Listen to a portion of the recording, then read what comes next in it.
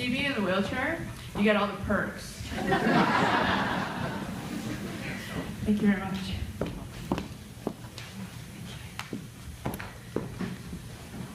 So who here loves CanMore? Come on, you can do better than that. Who here loves CanMore? Me too. Anybody recognize that mountain? You open that door, look straight up, that's Holly Mountain. And he is the reason why I fell in love with CanMore. Before I start with the uncomfortable question, let's get some definitions out of the way. You guys, all of you guys, are the walkers. Not the Walking Dead walkers, but you guys are the walkers. Because I got Hot Wheels on, I'm the wheeler. Once we get out of that way, I'll start. So the uncomfortable question to you is, what do you think is the actual distance between my wheelchair and being wild? Something measurable? Well, wild like Mother Nature. It's okay, you don't all have to jump up and answer that question all at once. It's okay. The reason why it's an uncomfortable question, because wheelers and walkers, we often don't talk. There's that fear. We talked about the fear earlier. Once you become an adult, when you become a walker, you have to have a fear of speaking out in case you offend me somehow, in case you say the wrong thing. But children don't have that problem. I remember one ski trip, company ski trip, a little girl came up to me and said, "You got really cool wheels." And why are you in a wheelchair? Why? Is it because you're lazy?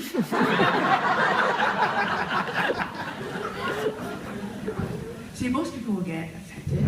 I'm like, well, let's try it. So I took her on a ride and she's like, this is hard. The reason I bring that up is that my goal today is I'm going to give you the formula to calculate the actual distance between my wheelchair and wild. At the same time, I hope to open and empower you to put that fear aside, to open a dialogue between all of us. So, the best part of my presentation is talk about me. My name's Kuen. I moved to Canada when I was really young. And this picture was taken of me as a walker. The very last picture, a little over 15 years ago, before my final year at the U of A, I decided to go to Victoria, BC for a quick vacation, really quick, and then I decided to go home 3 days earlier than I had planned to. Who here has driven on the Coca-Cola Highway before? Just a few of you. And you know the road is not the easiest to drive on. For me, I started early morning, was beautiful out, and as I almost hit about 1,200 meters, that's the highest altitude on the Coca-Cola Highway, I fell asleep. My car went, I missed a turn. My car went straight. I went down a cliff. I woke up a week later at the hospital from a coma. See, I didn't have time to fear for my life. Because when I woke up, all I heard is beep, beep, beep. There were machines everywhere around me. I couldn't move anything except for my eyes. The doctor came to me, very lovely man. He said, well, I have good news, and I have bad news. What do you want to hear first? I opened my mouth, and a trachea, no voice come out. You know, having a trach for somebody who loves to talk so much does not work out very well. So I nodded. He said, well, the bad news is that when you fell off the cliff, you were ejected from a vehicle for about 40 meters, you broke your C6-7, your neck, you crushed your L3 in your back, 13 fractures in your right shoulder, broke your right wrist, crushed your left foot, and punctured your left lung. And for the good news, you're one of those lucky people to be alive. Thanks, Doc. I didn't even have time to realize what's going on before another doctor came into my life and said, Kuen, I don't know if you know what it means to be a quadriplegic. It means you lose all your independence. your bowel routine, you can't walk, you can't do anything what you used to do. So the long story short is that you are going to be dependent on the taxpayers for the rest of your life, and you're going to be dependent on someone for the rest of your life. So whatever dreams and hopes you had before, forget them. Nice doctor. And then I started my wild life 6 months after I got out of the hospital. What is to be wild when you're in a wheelchair? Actually, first step, being wild in a wheelchair, is to get over that first threshold from your house to the outside. I don't know about you, my arms were weak. Pushing my weight plus the weight of wheelchair, I counted within 1 block of my house, there are 12 potholes, 12 grooves, the street's not flat, and I had to sleep for 2 hours after my first wheel out for a block. That was the initial start of my life. Then I thought, who are you to tell me what my future is going to be like? So I worked my ass off, and I became the first quadriplegic to earn a Bachelor of Education degree.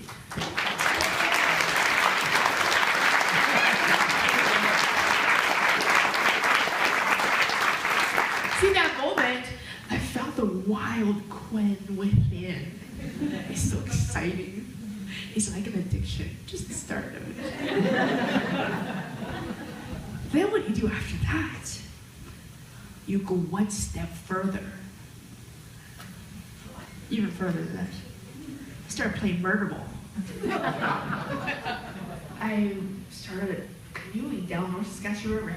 By the way, I couldn't even look down for breakfast the next day. I got pushed out of a perfectly good plane. And I started lettering comic books for DC.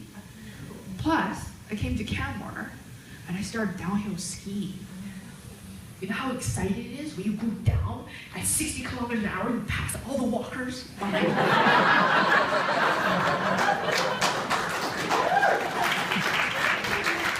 Now, that's being on the edge of being wild. Once you get on the edge, you always want to look over the edge and see how far you can go after that. And that's where Holly comes in. Why would a bunch of people point at Holly Mountain? It's because it's pretty. And it's also because I want it. It all started from this one man posting, thanks Facebook, posting a video. It's my friend Matt, who lives in Canmore, by the way. He posted a video of himself hiking up Howling Mountain. Who's hiked Howling Mountain before? A few of you. So he posted a video and a picture, and I dared to ask one question. Can I go there? And he dared to answer me with 2 words. Why not? Then we started. We started the planning. Matt, my friend Chris Haw behind there, by the way, he's got the most muscular calf you'll ever meet on a man. And my coworker Mike Jolie here, who is here to support me. Hi, Mike. We started planning it at work 3 months prior to that. And then my coworkers got excited. They wanted in. And then pretty soon we had 41 volunteers across the province with Rocky Mountain Adaptive Sports Center, who's right here in Canmore. We planned for the day to be the first wheeler to ever go up Holly Mountain. For those of you guys who haven't been to Holly Mountain, it's definitely not wheelchair accessible. So then, we got a one-wheeled wheelchair. It's a hiking chair, pretty cool. Designed by the mayor of Vancouver, who's also a quadriplegic back then. And then we started our hike. You can see the altitude. So basically, I got lifted over rocks, tree branches. There were falling rocks, cliffs on one side. We had people line up just in case they suddenly throw me over. Just for the heck of it. That's called a beam on. over the edge of the water, by the way. And you continue on. But halfway up, I don't know about you guys, as a quadriplegic, from here down, I have no control of my muscles. For breathing, altitude is not my friend. So halfway up, most way up,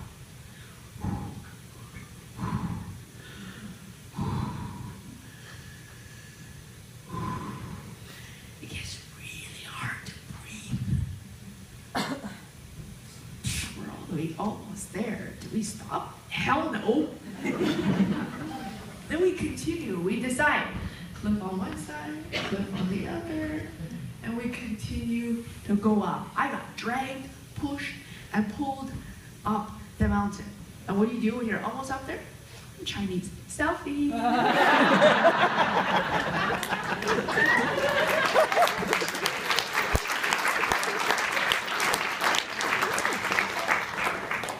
When the selfie is done, when you're on top of the mountain, you have to celebrate.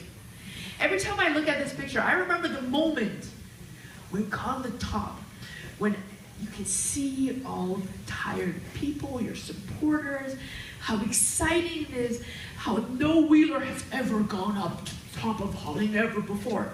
And I'm the first. It's so exciting. That's called getting over the edge. You don't think about fear. When you're on the edge of being wild and you find your wild self, you don't think about anything else except for, oh shit, this is pretty awesome. Well, when you get to the top, what do you do after that? Oh, you gotta find more things to do, ladies and gentlemen. Oh, but you gotta get a name first. My friend dubbed me the Mountain Princess. I just need a crown and I'll be perfect. After you rename yourself, after a little while, you gotta push on. So I had my mind set on my next goal. Well, although I'm Chinese, but I've never seen the wall before. So I figured, it's tall, it's a wall. 30 years ago, a fellow named Rick Hansen, I don't know if you guys know of him, Paralympian, took 2 years, 2 months, and 2 days, wheeled around the world, he went up the Great Wall. I figure 30 years later, a nobody, a little chubby, and a quadriplegic, sure, I'll go up the wall too. Why not? So I started training. I still played murder ball, as hard as ever. I went to the gym whenever chance I got.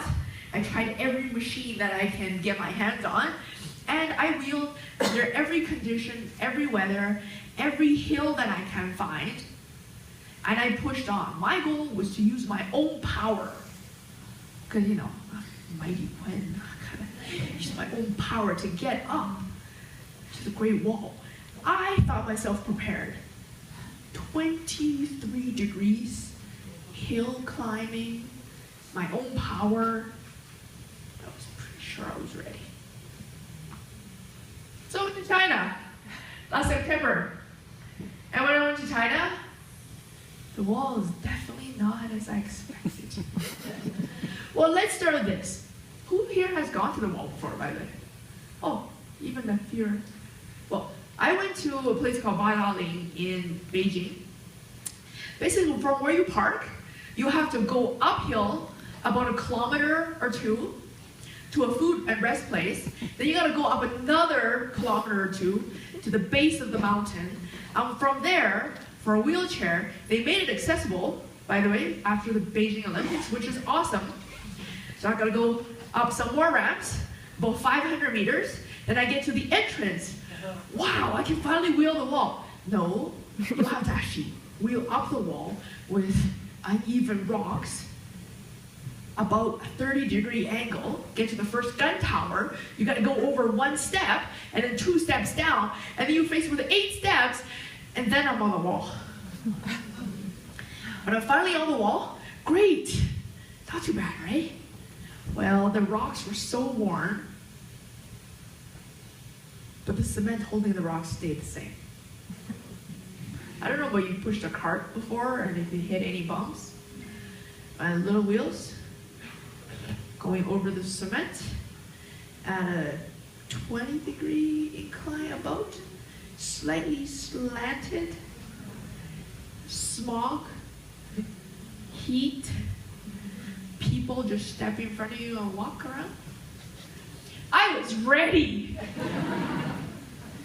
So here's a picture of both the steps. It was a clear day, the first time I went just to check out the place. And then on my day climb, it was thundering, lightning, up until 6 a.m. Everybody's like, should we cancel? Like, no, just wait. Just wait. 7 o'clock came, the rain sort of became a drizzle, and then, voila, it stopped for me. So we started. By the way, when I was training for the wall, I had 7 surgeries in the last 2 years, so I trained between my surgeries and doctor visits. Burned about 12 blisters down the side of my hands. Before it healed, I continued on. I just wrapped my hands up. Because what? I got a wall to conquer. So then I started. So you can probably see, I could not lift my body straight while I'm going up. And often, because the depth, because I gotta go over lots of bumps, I have to pop a wheelie to do it. While popping a wheelie, going up a hill is not as easy as you think. So literally, I have to lift my whole body up and throw my body forward to get the momentum to go up. And the strength, my arms, back there, there's about thousands of people behind me walking up it at the same time. And the question is she crazy? Then I continued on. It's hard to wheel when you can't lift your body up. But I pushed. And when I knew my strength was dissipating, when I knew my shoulders had a sharp pain, when I knew I was about to be out of energy, I started to scream. 1, 2, 3. I was determined. 3, 4, 5.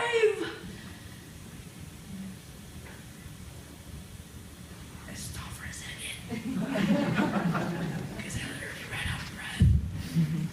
And then I would scream at myself some more until I reached the first gun tower. Actually, when I reached it, I'm like, should I continue on? What do you do when you get to the top? You gotta celebrate, ladies and gentlemen. Then I got my new nickname. Crazy Chick on 4 wheels. So now, I tell you the formula. The secret to be on the edge and successfully crossing over it is very simple. Just follow these steps. You can cross it over too.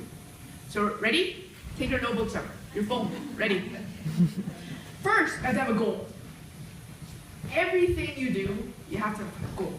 Doesn't matter what situation you're in. Wheelchair, walking, walker, roller, crawler. Have a goal. Right after that, you've got to be resourceful to find whatever equipment you need, to find whatever extra things you may want to design if it doesn't exist. Then you gotta have enthusiasm. You gotta be excited so other people can be excited with you. Are you excited? Ready for my next adventure? And when your excitement will attract supporters, like Mikey here, like other volunteers, like the 3 gentlemen that got me up here. Your excitement attracts, it's like a magnet. And then you have to have imagination. Most people ask me, these things you do are crazy. Why do you even bother? Aren't you scared? Are you fearful? I said no. Not because I'm crazy. Look. I said no because every night I imagine myself at my end line. Every night I imagine myself already on top of Holly, on top of the Great Wall, and whatever adventure or goal I set myself to. So during the day, I just work towards where I wanted to be. Lessons. You're gonna have a lot of failures. Trust me, a lot of failures. But if you take each failure as a lesson learned, you can change, you can evolve. And you have to have the encouragement. You have the encouragement for yourself, for others, and you have to empower each other to go on. And then never give up. Never. Because what you want to do is too important. The wild self is too good for you. It is an addiction, by the way. And you gotta celebrate. Party on. Party on in Canmore, maybe tonight. And you have to evolve. Like my nicknames for myself, you have to evolve, become a new person, become better, become something you've never done before. And what does that all mean? Here's a new word, resilience. Most people will say, hey, you're just one of a kind. You're just that crazy chick that won't let anything go. You're just a stubborn person. Circumstance put me here. But if you have resilience on your side, that's resilience with a goal, by the way. If you have resilience on your side, you can find your wild self anytime you want. So then, what is the distance between my wheelchair and the wild? Is the fact that whether you have a disability or not, whether you're tall or not, whether you have red hair or not, whether you have a beard or not, whether you're Chinese, Canadian, or whatever you're not, we're essentially all the same if you have resilience. Once you have all that, that only leaves one question, ladies and gentlemen.